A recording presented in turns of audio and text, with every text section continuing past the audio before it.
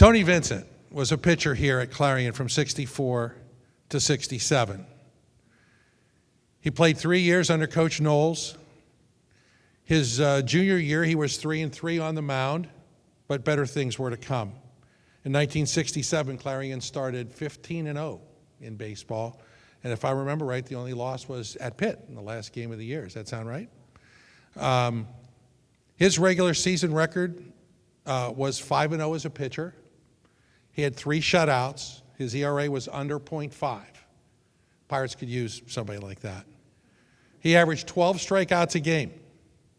In the summer of 1967, after leaving his senior year here and going back to Pittsburgh in the Fed League, he had, I think, a 15-0 record or something like that, and got signed by the Boston Red Sox, the first Clarion baseball player to sign a professional contract.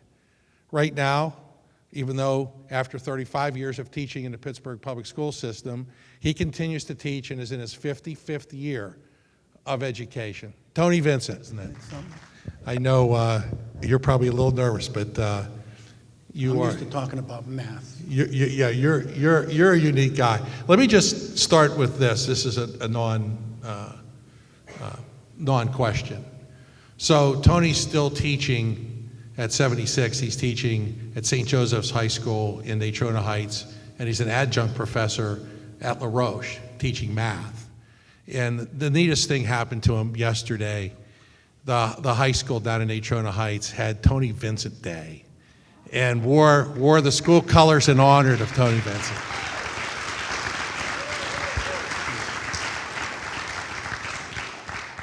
Okay, Mr. Wilkinsburg, 1963.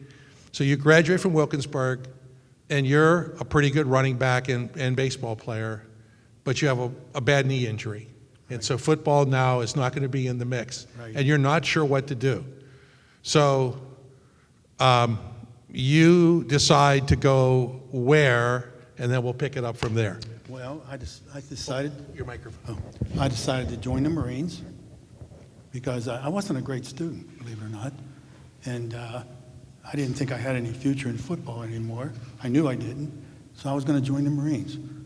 But that's when I met my wife, and she wouldn't stand for that. So she filled out an application and sent it to Point Park. And I didn't, again, I was an average student. I wasn't very good, and I didn't think in those days you really had to be good to get into college. I was a C student, didn't apply myself, but she sent that in, and they accepted me. So I went to Point Park. And I know it was a nice school, but I didn't like the bus rides down to Pittsburgh. I know that you like Point Park. I'm sorry about that. But I didn't like the bus rides down. And you know what? I was a different person then.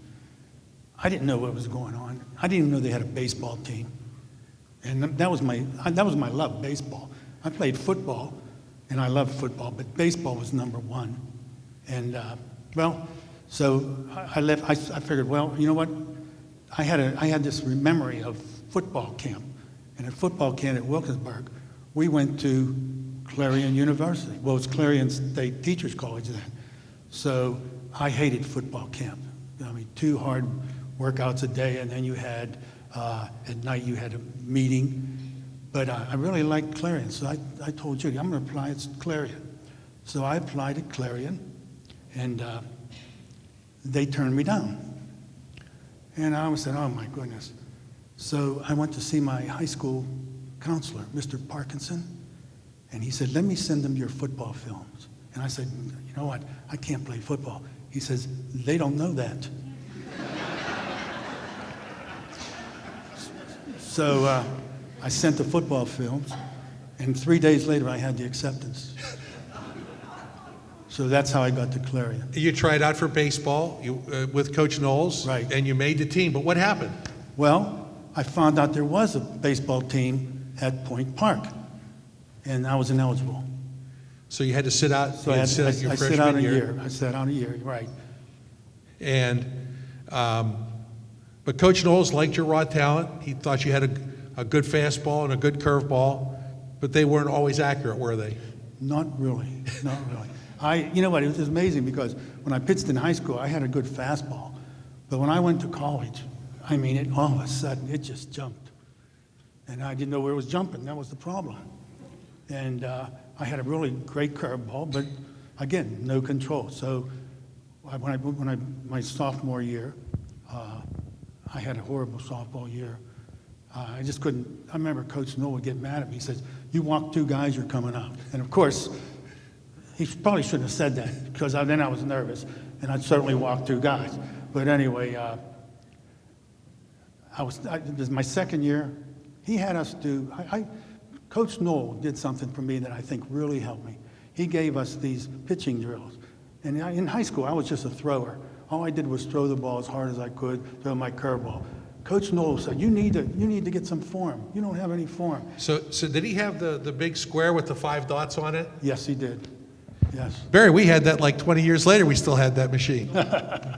Yeah. So anyway, he had everybody doing, all the pitchers on our team going through and learning how to throw, good form and everything. And my junior year, I was a little bit better. I had good control, but still not, I still walked guys and everything. And I was determined. I knew I could throw the ball hard. I mean, I know there were scouts looking at me, and I know they liked my fastball and my curveball. So I said, I'm really going to devote myself to baseball my senior year. And, I did some crazy things, like I quit smoking. It was number 1. I ate liver. I hate liver. But I figured I got to eat something that makes me stronger and everything like that. So I did everything I could. I was in great shape. I used to do jumping rope. In fact, at the Hilton House where I lived, we used to jump rope all the time. We used to have contests who could make in 1 minute, who could jump the most. And I was in great shape, and I had a great attitude, and I had good control. I finally had it. And to be honest with you, I was untouchable. And so you're 5-0 your senior year. You pitched 3 shutouts against 3 conference teams. We were talking a little bit before the game, Mr. Koziara in the back. He was saying that after you were 15-0 and you played Pitt, you were really upset that you didn't get a chance to pitch against Pitt. I really was. So he told you that, huh? Yeah, he did. Yeah. I was really, because I wanted them so bad. And we were 15-0, and I knew they couldn't hit me. I knew it. But he didn't give me a chance. But we had another really, really good pitcher, Fred Hartness. So Fred started. We did lose, though. He pitched a good game. So you guys win the regular season championship and et cetera, and now you go home. You're playing in a Fed League. Now, normally, we watch TV today, pitchers, they pitch 1 game, they got to be off 5 days, they got to do their running.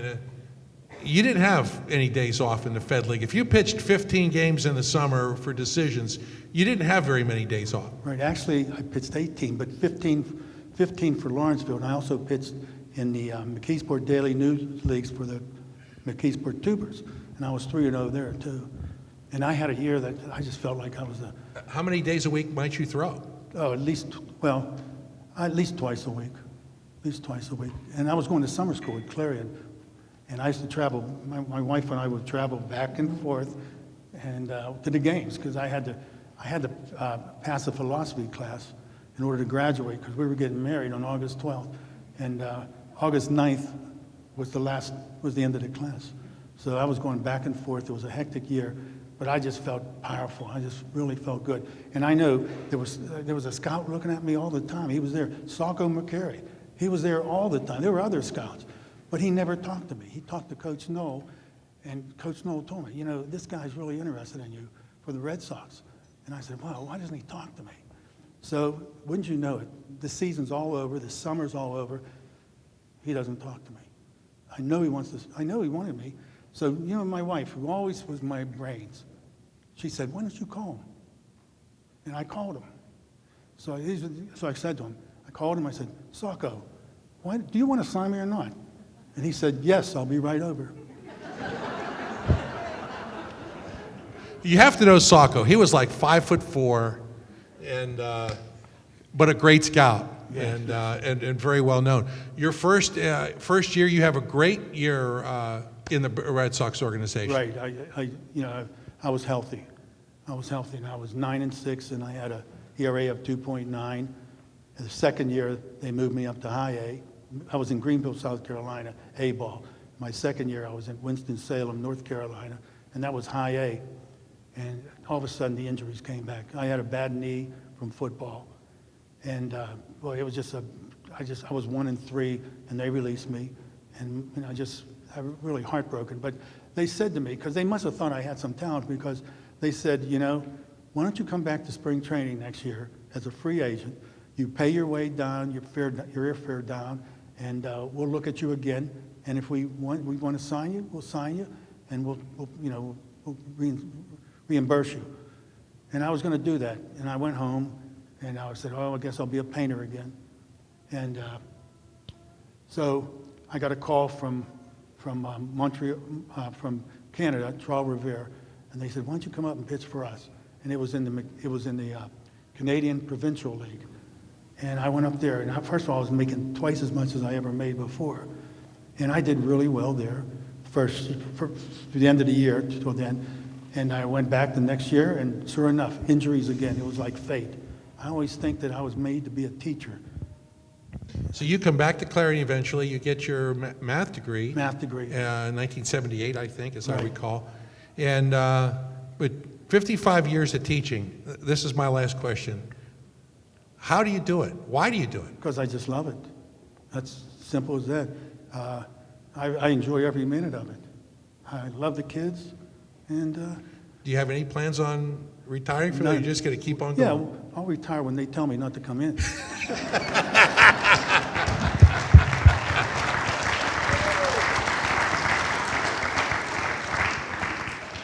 Thank you. Is any thank yous you want to express Well, out there? Of course, to you and the committee. I mean, that was, I remember when I came home I was teaching at LaRoche University, and I came back, and I usually get home around 6:30, and Judy says, you've got a call, you got a phone call. And she said, his name's Rich, and he wants you to be in the Hall of Fame, maybe. It's like, wow. So I called you up, and of course, she had told you a little bit about me. And, A lot about you. Yes. She's my #1 fan. So We should have her stand. please.